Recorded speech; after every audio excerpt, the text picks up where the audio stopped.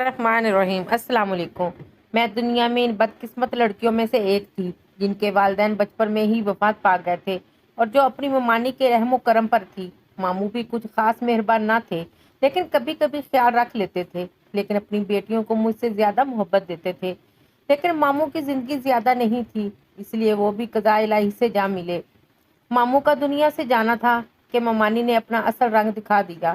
مہربان تو وہ پہلے بھی نہیں تھی، لیکن جو تھوڑا بہت ماموں کا لحاظ کر لیتی تھی وہ لحاظ ختم ہو گیا تھا اور انہوں نے مجھ پر ظلم کے پہاڑ توڑ دیے۔ گھر کی ملازمہ کو نکال کر تمام گھر کی ذمہ داری میرے سر پر ڈال دی، حالانکہ میری عمر اس وقت صرف 18 سال تھی۔ مرتے کیا نہ کرتے، میں بے سہارا لڑکی تھی۔ جیسا ممانی نے کہا میں نے ویسا ہی کیا۔ ممانی کا 25 سالہ بیٹا مجھ پر فدا ہو گیا تھا اور ممانی سے یہ بات کہاں برداشت ہوتی تھی کہ جس لڑکی سے وہ بچپن سے نفرت کرتی آ رہی تھی وہی ان کی بہو بن جائے۔ اپنے شاندار بیٹے کے لیے ممانی نے نہ جانے کتنے سپنے سجائے ہوئے تھے۔ وہ اپنے بیٹے کے لیے کوئی ڈاکٹر بہو لانا چاہتی تھی، کسی اونچے خاندان سے، اور میں تو ایک غریب لڑکی تھی جس کے والدین بھی نہیں تھے اور جس کو جہیز کے نام پر کچھ ملنے بھی نہیں تھا۔ ایک واحد خوبی جو میرے پاس تھی وہ میرا حسن تھا۔ میں انتہائی حسین تھی، وہ میں اتنی زیادہ حسین تھی کہ جب آئینے میں اپنے آپ کو دیکھتی تو حیران ہو جاتی، کیا واقعی میں یہ ہوں؟ یہ میری صورت ہے، یہ میرا چہرہ ہے، یہ میری آنکھیں ہیں، یہ میرے ہونٹ ہیں۔ میں اپنے چہرے پر ہاتھ پھیرتے ہوئے اپنے حسن کو دیکھتی رہتی، لیکن میرا حسن کچن اور گھر کی نظر ہو گیا تھا۔ ممانی کا بیٹا بے زد رہا، پر سارا ملبہ مجھ پر آن گرا تھا کہ میں نے ان کے بیٹے کو پھنسایا ہے۔ میں ہر وقت ڈری سہمی رہتی تھی، دعا کرتی تھی کہ جلدی میری شادی ہو جائے تو میں اس عذاب سے نکلوں۔ میں ہرگز ممانی کے بیٹے سے شادی نہیں کرنا چاہتی تھی، کیونکہ ممانی کے بیٹے سے شادی کرنے کا مطلب تھا کہ ایک بار پھر سے اس جہنم میں زندگی گزارنا، جو میں بالکل نہیں چاہتی تھی۔ میں اس گھر کو ہمیشہ کے لیے چھوڑ کر جانا چاہتی تھی اور واپس نہیں آنا چاہتی تھی۔ اس دوران میرے لیے ایک رشتہ آ گیا۔ ممانی نے فوراً ہاں کر دی، چٹ منگنی پٹ بیاہ ہو گیا۔ ان لوگوں نے جہیز کے نام پر 1 روپیہ بھی نہیں لیا تھا۔ میرے کپڑے بھی ان لوگوں نے بنوا کر دیے، تو میں بہت خوش تھی کہ مجھے اتنا اچھا سسرال ملا ہے جن کی کوئی ڈیمانڈ نہیں ہے۔ لیکن شادی کی پہلی رات ہی میری ساری خوشی ہوا ہو گئی، جو مجھے میرے شوہر کے متعلق ایسی حقیقت کا علم ہوا جیسے سن کر میرے سر پر آسمان گرا۔ میں دلہن کے روپ میں سجی سنوری بیٹھی تھی اور اپنے شوہر ولید کا انتظار کر رہی تھی۔ ولید اندر داخل ہوئے، میرا چہرہ جھکا ہوا تھا۔ وہ میرے قریب آ کر بیٹھ گئے، لیکن مجھے نہ جانے کیوں کسی انہونی کا احساس ہوا۔ انہوں نے مجھے سوال میں دیکھنے میں کیسی ہوں، تو میں نے حیرت سے ان کی طرف دیکھا۔ میں نے کہا آپ خود گھونگھٹ پلٹ کر دیکھ لیں، میں کیسی ہوں؟ تو ان کا کہکا بلند ہوا۔ مجھے ان کی اس طرح سے زور پر ہنسنے کی بات سمجھ نہیں آئی۔ وہ کیوں ہنس رہے تھے اور کیوں میرا گھونگھٹ پلٹ نہیں رہے تھے؟ میں نے خود ہی اپنا گھونگھٹ پلٹ کر انہیں دیکھا تو وہ سامنے دیکھ رہے تھے، میری طرف دیکھ ہی نہیں رہے تھے، تو میرا دل ڈوب گیا۔ میں نے ان سے کہا کہ آپ مجھ سے ناراض ہیں یا آپ اس شادی سے خوش نہیں ہیں جو مجھے دیکھ نہیں رہے؟ تو پھر وہ پھر سے ہنسنے لگ گئے۔ مجھے ان کے رویے میں عجیب سا کچھ محسوس ہو رہا تھا۔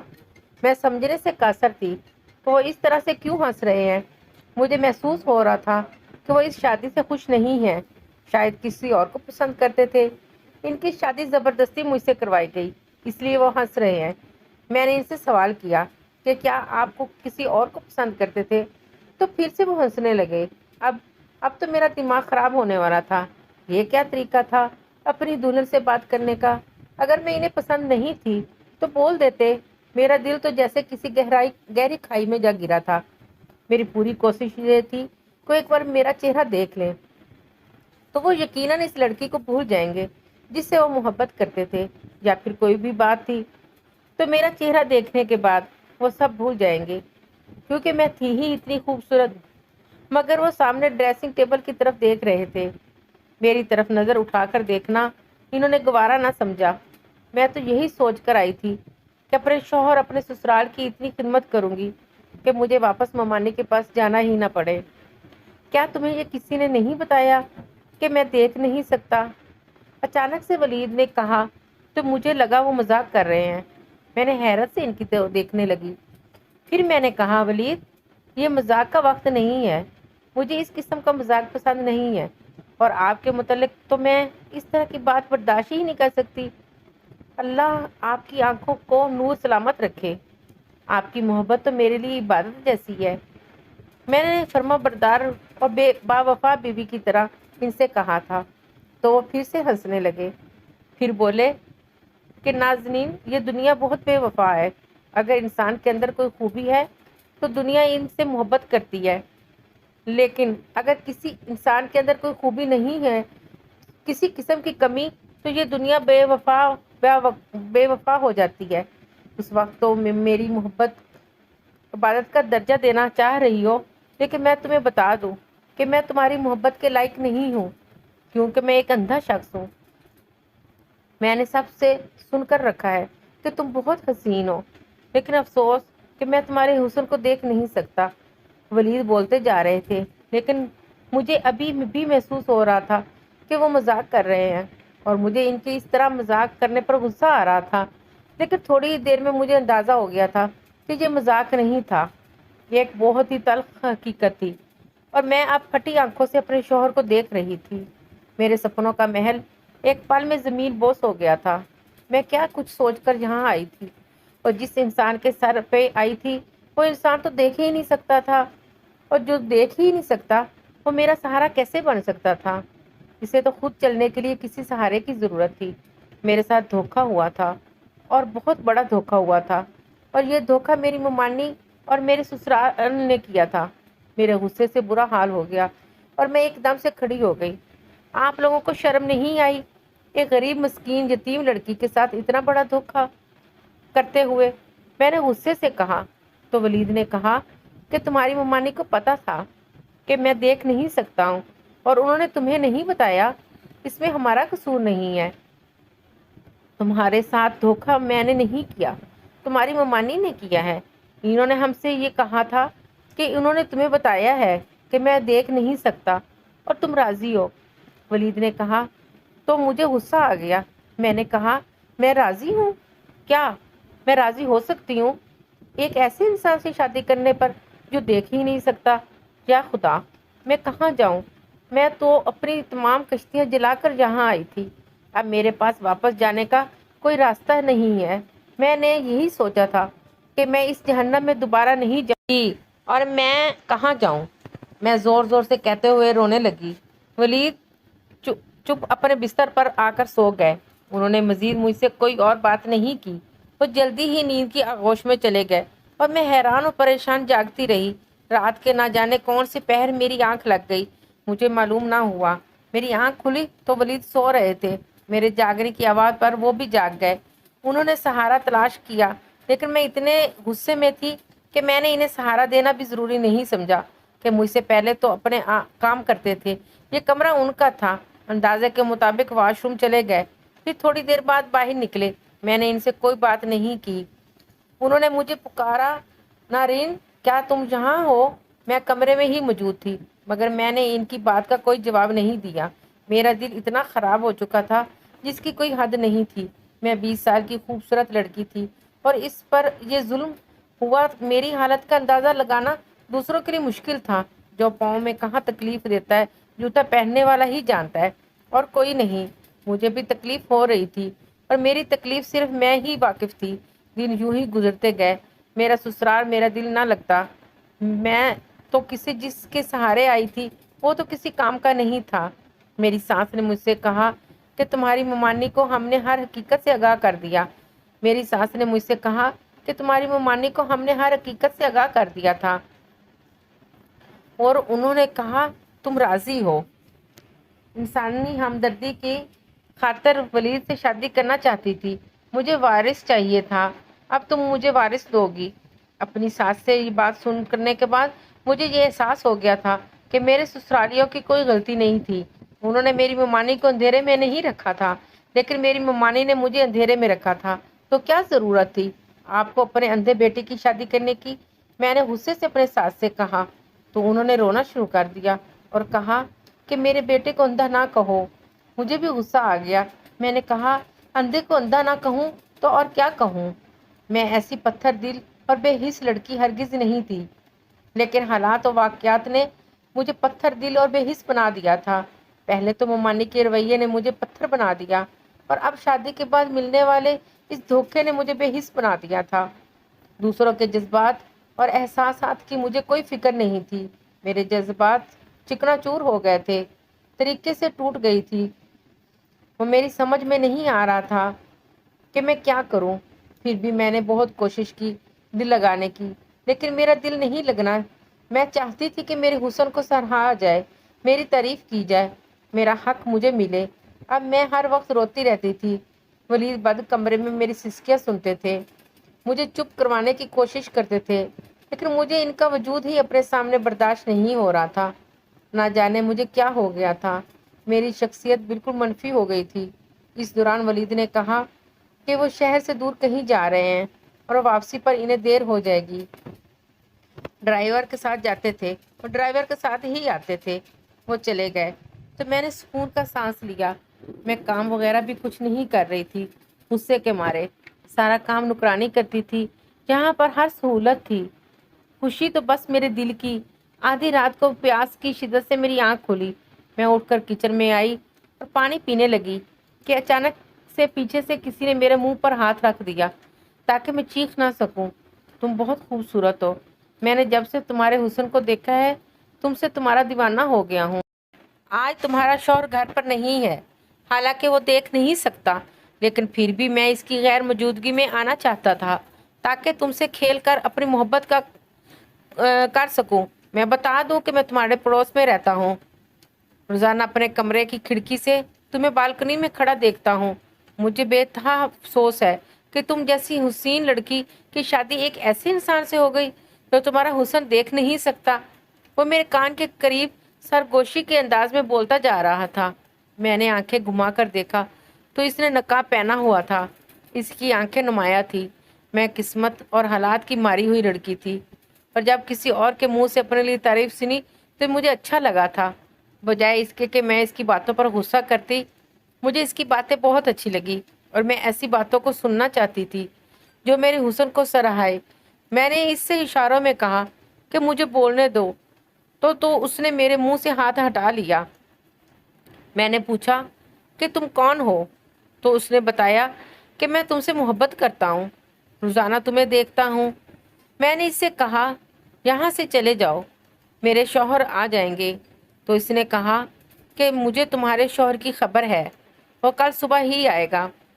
لیکن پھر بھی مجھے اپنی ساس کا خوف تھا۔ اس رات تو میں نے اسے بھگا دیا، لیکن اب جب بھی ولید کام سے کہیں باہر جاتے تھے تو وہ نقاب پوش آ جاتا تھا۔ نہ جانے اس نے کون سا چور راستہ بنایا ہوا تھا۔ پہلے وہ کچن میں آ جاتا تھا اور اب میرے کمرے کی کھڑکی پھلانگ کر میرے کمرے میں ہی آ جاتا تھا، اور ہم دونوں ساری رات باتیں کرتے رہتے تھے۔ وہ میرے حسن کی تعریفیں کرتا اور میں سنتی رہتی تھی، اور مجھے بہت اچھا محسوس ہوتا تھا، لیکن وہ نقاب کیے رکھتا تھا۔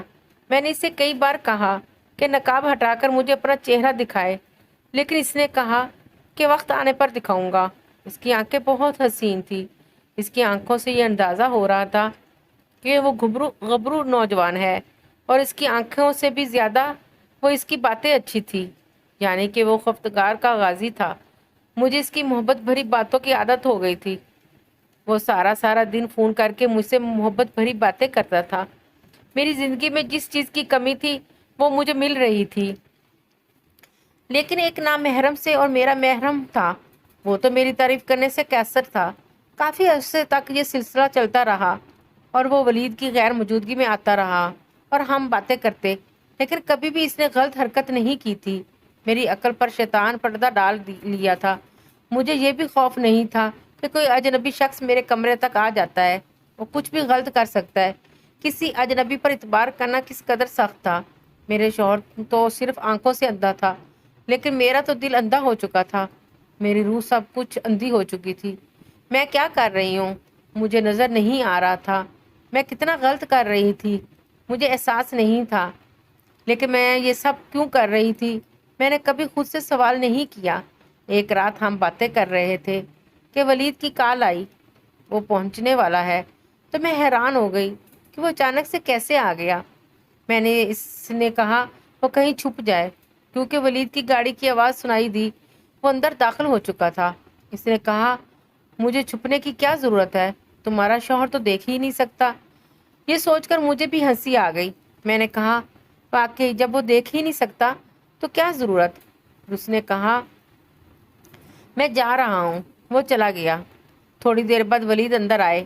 میں نے کوئی بات نہیں کی۔ انہوں نے سلام کیا تو میں نے جواب دیا اور سونے کے لیے لیٹ گئی۔ میں نے لائٹ آف کی اور مطمئن ہو کر آنکھیں بند کی اور سونے کی کوشش کرنے لگی، لیکن میں نے محسوس کیا کہ ولید سوئے نہیں تھے، وہ بیٹھے ہوئے تھے۔ پھر اچانک سے بول پڑے، نازنین، تمہیں معلوم ہے کہ میرے والد بھی اندھے تھے اور میری ماں بے حد حسین تھی۔ خاندان والوں کی دباؤ میں آ کر میری ماں نے میرے والد سے شادی تو کر لی تھی، لیکن ان کے اندر ایک ویرانی بھی ہمیشہ سے ہے اور انہیں ایک اندھے انسان کے ساتھ زندگی بسر بہت مشکل لگ رہا تھا۔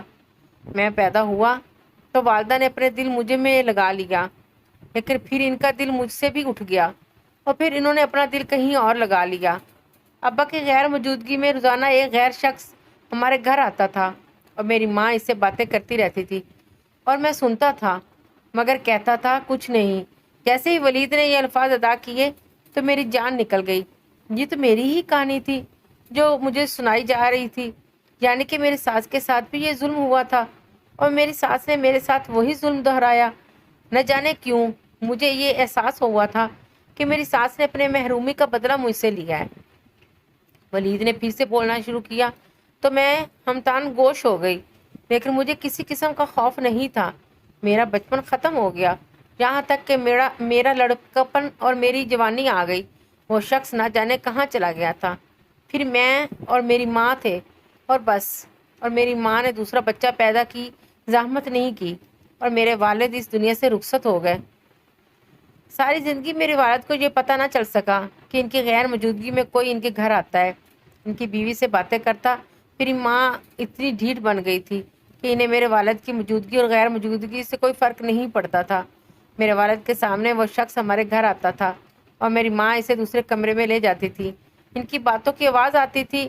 مجھے اس عرصے میں یہ معلوم ہو گیا تھا کہ میری ماں کا کوئی کزن تھا جو ان سے بے حد محبت کرتا تھا۔ مجھے اپنے والد کا دکھ ہوتا تھا۔ میں نے انہیں کچھ نہیں بتایا۔ تم جانتی ہو، میں پیدائشی اندھا نہیں تھا، میں بچپن میں دیکھ سکتا تھا۔ میں اپنی ماں کی حرکات اور سکنات دیکھتا رہتا تھا اپنی آنکھوں سے۔ آہستہ آہستہ میری بنائی جاتی رہی، کیونکہ یہ اندھا پن میرے باپ کی طرف سے مجھے وراثت میں ملا تھا۔ میں نے لڑکپن کو پہنچا تو بالکل اندھا ہو چکا تھا اور مجھے خوشی تھی کہ میں اب دیکھ نہیں سکتا ہوں کہ میری ماں کیا کرتی ہے۔ پھر مجھے احساس ہوا کہ مجھے یہ سب نہیں کرنا چاہیے، مجھے دوسروں کی خاطر اپنی زندگی برباد کرنی چاہیے۔ اس لیے میں نے اپنا علاج شروع کیا۔ اور نازنین، شادی کی رات جب پہلی بار میں نے تمہیں دیکھا تو میں تمہارے حسن کو دیکھ کر حیران ہو گیا۔ ولید کہتے کہتے خاموش ہو گئے اور ان کی بات سن کر میری 14 چبک روشن ہو گئے۔ وہ تو اندھے تھے، پھر کیسے انہوں نے میرے حسن دیکھ لیا تھا؟ میں ایک جھٹکے سے اٹھ بیٹھی اور اندھیرے میں ان کے وجود کو دیکھتی رہی جو سائے کی طرف نظر آ رہا تھا۔ آپ نے کیسے مجھے دیکھ لیا؟ آپ تو مجھے دیکھ نہیں سکتے تھے۔ مجھے اپنی آواز کیسے کھاہی سی آتی ہوئی محسوس ہوئی تھی۔ میرا دل ٹوٹ گیا تھا۔ وہ کیا کہہ رہے تھے؟ وہ دیکھ سکتے تھے یا پھر یہ بھی کوئی مذاق تھا جو میرے ساتھ ہو رہا تھا؟ میں نے لڑکپن کے بعد ہی اپنی آنکھوں کا علاج شروع کیا۔ میرے ساتھ زیادہ مسئلہ نہیں تھا۔ تھوڑے سے علاج میں ہی ایک آپریشن کے ذریعے میری بنائی واپس آ گئی تھی اور وہ سب کچھ دیکھ سکتا تھا۔ اسی وقت میری ماں نے میری شادی کا فیصلہ کیا اور میں نے ان کا فیصلہ قبول کر لیا۔ تمہاری تصویر مجھے میری ماں نے نہیں دکھائی کیونکہ وہ مجھے اب تک اندھا سمجھتی تھی اور میں نے ان سے کچھ کہا بھی نہیں۔ میرا دل تو ان سے اٹھ چکا تھا۔ جب ہماری شادی ہوئی تو میں دیکھ سکتا تھا اور میں نے تمہیں دیکھا تھا، لیکن میں یہ دیکھنا چاہتا تھا کہ تم کس طرح کی بیوی ثابت ہوتی۔ بے وفا ہوتی تو میرے اندھے پن کا سن کر یا میرا سہارا بنتی ہو، لیکن مجھے تمہارا یہ رویہ دیکھ کر بہت افسوس ہوا اور میں نے تمہیں چھوڑنے کا فیصلہ کر لیا تھا۔ تمہارے سامنے اندھے پن کا ڈرامہ میں نے تقریباً صرف 1 مہینہ ہی کی اور مہینے میں تم نے مجھے چھوڑ کر اپنا ایک عاشق بھی بنا لیا۔ ولید کی بات سن کر تو جیسے میرے سر پر آسمان گرا تھا۔ میرے پیروں تلے سے حقیقت میں زمین سرک گئی تھی۔ نازنین، وہ بے نقاب پوش کوئی اور نہیں، میں ہی تھا۔ ان کی بات سن کر تو مجھ پر غشی طاری ہونے لگی تھی۔ میرے ساتھ کیا ہو رہا تھا مجھے سمجھ نہیں آ رہا تھا۔ میں اپنی قسمت پر کیسے ماتم کروں؟ مجھے سمجھ میں نہیں آ رہا تھا آپ نے سب کیوں کیا میرے ساتھ؟ میں نے ہمت کر کے ولید سے سوال کیا۔ ولید نے اٹھ کر کمرے میں لائٹ آن کر دی اور وہی نقاب دراز سے نکالا اور اپنے چہرے پر پہن لیا تو میں نے دیکھا یہ وہی شخص ہے جو مجھ سے ملنے آتا تھا۔ میں نے اپنے شوہر سے اس قدر نفرت میں مبتلا ہو گئی تھی کہ میں نے کبھی غور نہیں کیا تھا کہ آنکھیں میرے شوہر کی آنکھیں جنہیں میں دیکھتی ہوں نقاب کے پیچھے۔ ناظرین، اگر میں شادی کے بعد اندھا ہو جاتا کسی حادثے میں تو کیا تم کسی اور سے رابطہ استوار کر لیتی؟ ولید کے سوال نے مجھے شرمندہ کر دیا تھا۔ میرے پاس بولنے کو کچھ نہیں تھا۔ میرا دل کر رہا تھا زمین پھٹ جائے اور میں اس میں سما جاؤں۔ مجھے اس نقاب پوش سے محبت ہو گئی تھی، پھر وہ میرا شوہر ہی تھا، اور اب میں کہاں جاؤں؟ میری سمجھ میں کچھ نہیں آ رہا تھا۔ میں تم سے ناراض نہیں ہوں، میں حالات کا مارا ہوا انسان تھا جس نے اپنی ماں کی بے وفائی دیکھی تھی اور میں اس کی سزا ایک معصوم لڑکی کو دینا چاہ رہا تھا اسے آزما کر، لیکن آج مجھے احساس ہو رہا ہے میں نے غلط کیا۔ میں تمہیں معاف کرتا ہوں کیونکہ میں تمہاری کردار کو جان گیا ہوں کہ تم نے ایک اجنبی سے صرف باتیں اپنی حدود کا خیال رکھا۔ تمہاری احساسات اور جذبات میں پاکیزگی اور میں نے تنہائی میں دیکھ لی تھی۔ مجھے احساس ہو گیا تھا کہ تمہیں صرف محبت بھری باتوں کی ضرورت تھی، تمہارے اندر کوئی برائی نہیں تھی، تمہارے اندر ایک احساس کمتری تھی، اور بس ناظرین، میں تمہیں کیا خاک معاف کروں گا، بلکہ میں تو اس قابل نہیں کہ تمہیں معاف کر دوں۔ مجھے میں ہمت نہیں کہ میں تم سے معافی مانگ سکوں۔ ہو سکے تو مجھے معاف کر دو۔ غلط تم نے میرے ساتھ نہیں کیا بلکہ میں نے تمہارے ساتھ کیا۔ کیا تمہیں آزمائش میں ڈال کر کسی اور کی سزا تمہیں دے کر؟ ولید نے کہا۔ میں روتے ہوئے ان سے لپٹ گئی اور کہا میں انہیں معاف کر دیا اور وہ بھی مجھے معاف کر دے۔ ہم انسان خطا کے پتلے ہیں، غلطی سے پاک صرف خدا کی ذات ہی ہے۔